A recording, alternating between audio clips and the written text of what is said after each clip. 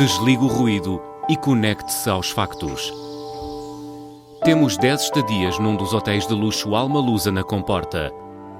2 adultos, 2 noites.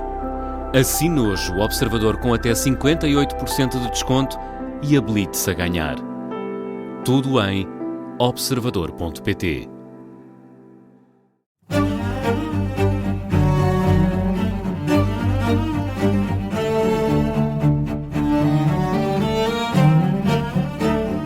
Este é o Querido Líder, o podcast da Rádio Observador dedicado à liderança, com os nossos especialistas residentes, que têm muita experiência na formação de executivos, o Jorge Medeiros, que é professor e consultor, e o Milton Sousa, que também é consultor e é professor na Nova SPE.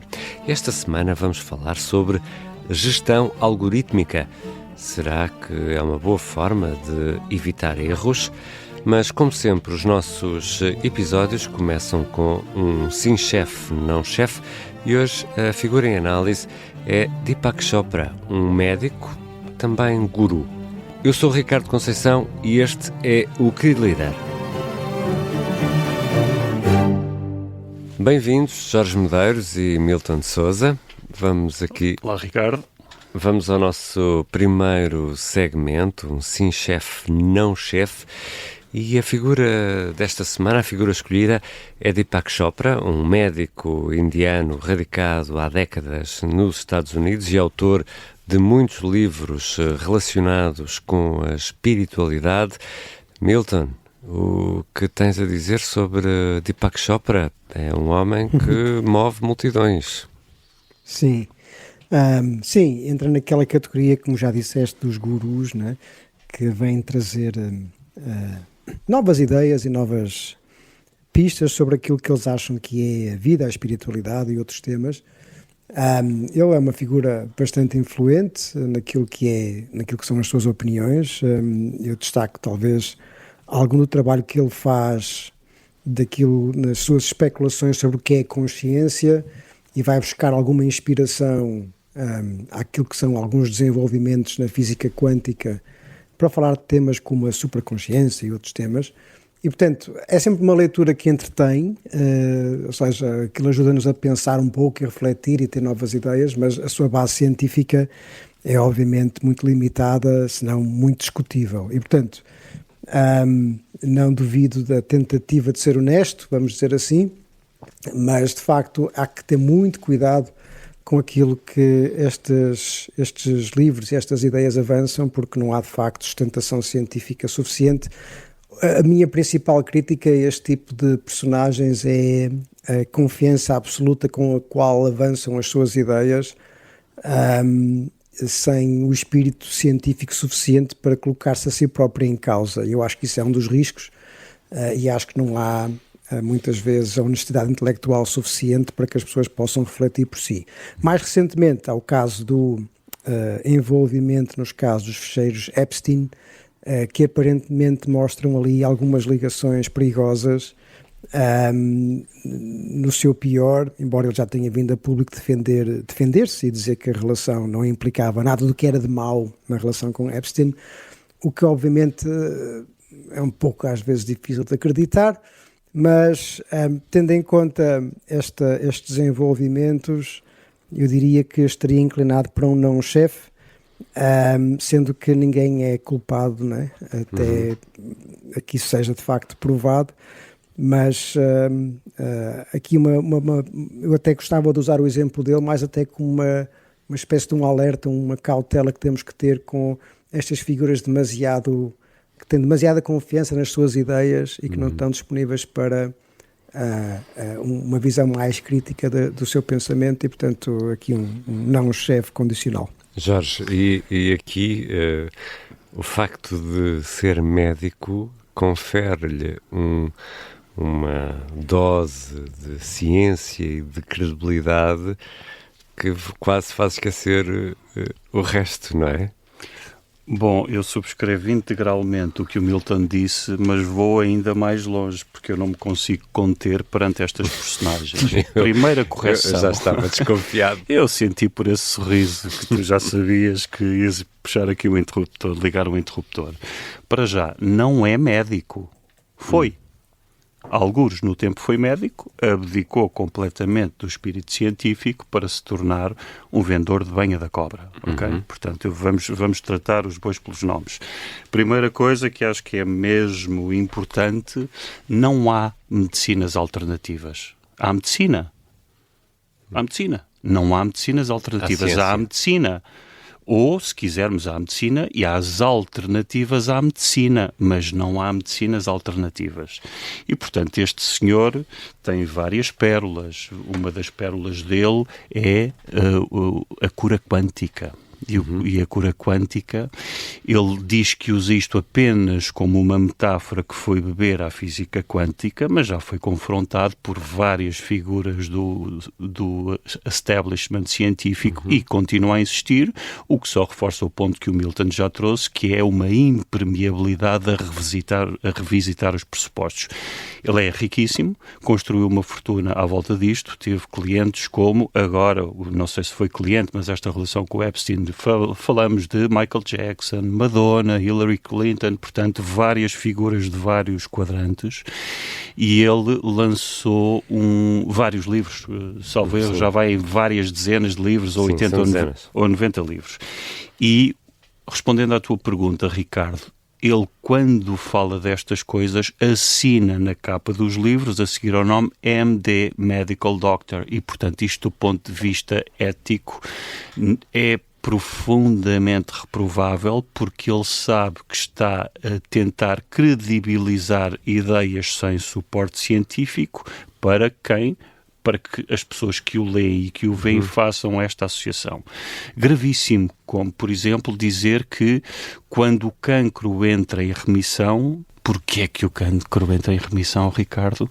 Porque a pessoa entrou num estado de consciência mais elevada. Isto parece aquelas frases de astrologia. Podíamos dizer porque entrou numa fase de consciência mais elevada, ou porque o universo conspirou a nosso favor. Saturno entrou em Urano. Isso. Basicamente. E, portanto, é mesmo muito grave termos pessoas destas. Isto é também um perigo do ponto de vista de liderança, e aqui reforço também a ideia de que é muito importante questionar os pressupostos, ter um espírito crítico cada vez maior, especialmente numa altura, e iremos falar disto oportunamente, em que falamos de inteligência artificial a tomar conta de uma série de processos, inclusivamente processos humanos de decisão, ou seja, o espírito crítico tem de ser, se já era importante, tem de ser cada vez mais importante. E, portanto, só para terminar, para o Deepak Chopra não existe matéria, existe só consciência. Portanto, ele nem sequer é um dualista no sentido como o Descartes, há o corpo e há a mente, que são coisas separadas, não é? Eu diria que é um inverso dualista, só existe consciência e depois a carne é uma manifestação da consciência. Tão belo, não é? Imagino que seja um não-chefe. Profundo. Um não-chefe profundo para Deepak Chopra. Agora vamos ao tema desta semana. E esta semana vamos falar sobre gestão algorítmica. Será má prática, Milton? Nem má prática nem boa prática. Já acontece, é uma inevitabilidade, né? Está a acontecer e cada vez mais. Só para ilustrar de forma muito simples para quem não está a ouvir o que é que isto quer dizer, na verdade é quando os algoritmos assumem funções de gestão que tipicamente eram feitas por seres humanos. Na verdade, isto já fazemos há bastante tempo. Quando encomendamos uma viagem no Uber, no Bolt ou noutras plataformas online, não há ninguém a determinar quem é que é o motorista que nos vai buscar. O processo de feedback é todo ele automatizado. O processo de avaliação de desempenho é em grande medida também automatizado. E, portanto, eram funções típicas de gestão humana que passam a ser feitas por algoritmos que, com as suas heurísticas e processos de otimização, conseguem fazer escolhas que, em princípio, nos beneficiam mais e, neste caso, também aos motoristas. E, portanto, isto está a acontecer e aquilo que estamos a ver é que, com o crescimento do impacto da AI, sobretudo com este fenómeno da IA generativa, que veio alargar ainda mais o espectro de áreas de atuação da IA, para além da IA preditiva, o que nós estamos a ver é que muitas das funções, cada vez mais funções típicas da gestão, estão a ser feitas por por IA, por máquinas, por algoritmos. Só para dar uma nota rápida sobre isto, curiosamente, muitos dos despedimentos que estão a acontecer nos últimos meses, anos, têm muito a ver com camadas intermédias da gestão, ou seja, muitos destes despedimentos são de gestores. E, portanto, uma das áreas em que a IA vai ter mais impacto e está a ter grande impacto no mundo do trabalho é na gestão. Levanta muitas questões muito interessantes. Há também um conceito aqui que eu queria trazer, que é o conceito de aversão algorítmica. Os seres humanos, nós, portanto, e muitos estudos aparentemente mostram isso, mesmo sabendo que as máquinas poderão ser mais precisas, até mais fiáveis naquilo que é a sua avaliação, temos ainda tendência a desconfiar das máquinas e continuamos a preferir seres humanos enquanto gestores mais do que os algoritmos. A questão que eu coloco e levanto aqui para discussão eventualmente é: será que isso se vai manter assim? Até porque nós temos tendência a projetar sobre os objetos e as máquinas qualidades humanas, e à medida que nós cada vez mais nos habituamos a lidar com a inteligência artificial, se calhar daqui a 5, 10, 15, 20 anos achamos normalíssimo sermos geridos por um algoritmo. Jorge? Acho que há aqui alguns pontos muito importantes quando falamos disto. Por exemplo, quando estamos a falar de gestão algorítmica, vale a pena separar. Isto é mais complexo, obviamente, mas vou fazer aqui duas distinções que são importantes. Quando falamos em algoritmo ou algo que seja passível de ser algoritmizado, são tipicamente processos. Tão mais adaptado o algoritmo ao processo, quanto mais o processo em si for bem definido, for repetível, etc. Portanto, o risco aí é relativamente menor. Quando começamos a falar de camadas de gestão e de camadas de liderança, em que estamos a falar de decisões complexas, há muitos riscos em transferir isto para um algoritmo, porque o algoritmo há de dar sempre alguma resposta, mas é também ele alimentado de dados. Por exemplo, quando uma organização vai fazer outsourcing, para utilizar um inglesismo, de um processo algoritmizado, qual é o algoritmo? Vai desenvolvê-lo internamente ou vai buscar um fornecedor externo? Tipicamente, por eficiência e por custo, e até porque os algoritmos, para terem alguma credibilidade, têm de ser treinados a si próprios em toneladas de dados que uma empresa isolada tipicamente não tem. Então aqui, como é que estes algoritmos foram treinados e vão sendo treinados? Por exemplo, duas distinções importantes. Se estamos a falar de uma empresa que já existe muito estabelecida com processos, vai ter este fornecedor. Uma startup vai ter este mesmo fornecedor. Diferenças importantes. No primeiro caso, uma empresa estabelecida com certeza já terá aqui algumas baias éticas e, portanto, o algoritmo vai dar as suas respostas. No caso de uma startup, tipicamente ainda não existe e, portanto, corremos o risco de ter uma resposta semelhante para dois contextos completamente diferentes. Depois há aqui o problema, que é o problema bem identificado, que é o problema da caixa negra. O que é isto da caixa negra? Quando falamos destes algoritmos mais sofisticados, eles aprendem e desenvolvem-se a si próprios. Portanto, ninguém consegue explicar exatamente como é que o algoritmo, perante estes inputs, gerou aquele output. Portanto, onde é que fica a dimensão de responsabilidade? A responsabilidade é de quem? Há um despedimento, há uma alocação de uma pessoa a um projeto em vez de a outra. Com base em quê? E onde é que fica a responsabilidade e a aprendizagem? E, portanto, só para dar aqui mais uma nota que eu acho... Isto é riquíssimo. Ficaremos aqui vários programas a falar de um tema não só fascinante, como absolutamente premente, nota muito rápida. Muito atual, não? E absolutamente atual.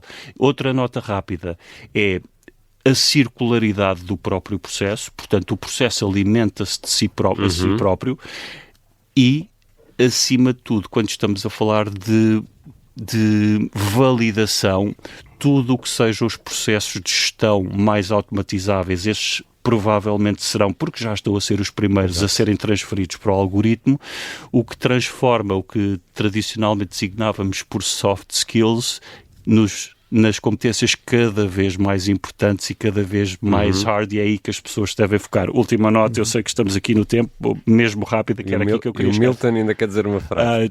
Milton, vou ser muito rápido, que é, a partir do momento em que o líder os líderes das organizações têm acesso a estes algoritmos, quem é que faz esta triagem, esta validação? E isto precisa de experiência e de intuição. Portanto, neste momento ainda temos alguns líderes que têm essa experiência, esta intuição para ter alguma sensibilidade. E daqui a 10 ou 20 anos, quando formos todos treinados por algoritmos, de onde é que vem este conhecimento interiorizado? Milton, uma frase para fechar. Duas ou três notas muito rápidas. Uma, aquilo que o Jorge está a referir muito bem, alerta-nos para a importância da IA responsável, ou seja, os líderes terem a capacidade de perceber o domínio ético que a IA implica e terem competências nessa área. Esse é um aspecto fundamental, e o Jorge falou em particular da explicabilidade, mas há outros fatores que têm a ver com, por exemplo, a justiça, a equidade, essas coisas todas. É ética em geral, não é? Dava outro programa, exatamente. Depois, uma nota adicional com o fenómeno de Agentic AI, que é literalmente os algoritmos passarem a ter agência, ou seja, algum grau de liberdade em determinar que decisões devem assumir, porque esta ideia da IA generativa, com estes modelos não determinísticos, permite alguma largura de banda a mais. Mesmo na ausência de processos muito bem definidos, estes algoritmos, estes agentes de IA conseguem tomar decisões com alguma autonomia. E, portanto, isto está a entrar num domínio que cada vez é mais do domínio humano. E a última nota é se estes algoritmos podem, de facto, empatizar, que esta é uma das questões que tipicamente se levantam, até que ponto é que é possível um algoritmo empatizar com os outros. Eu diria que não, pelo menos na empatia afetiva e motivacional, mas conseguem simular muito bem. E as pessoas às vezes preferem uma boa simulação a uma má realidade. Eu, por regra, aqui esta nota. Quando a máquina não faz o que quer, é porque a máquina não gosta de mim. Mudas de máquina? Sim, é porque aquela máquina não gosta de mim. E é com este tema fascinante a que vamos regressar seguramente noutra edição do Querido Líder que fechamos o episódio desta semana.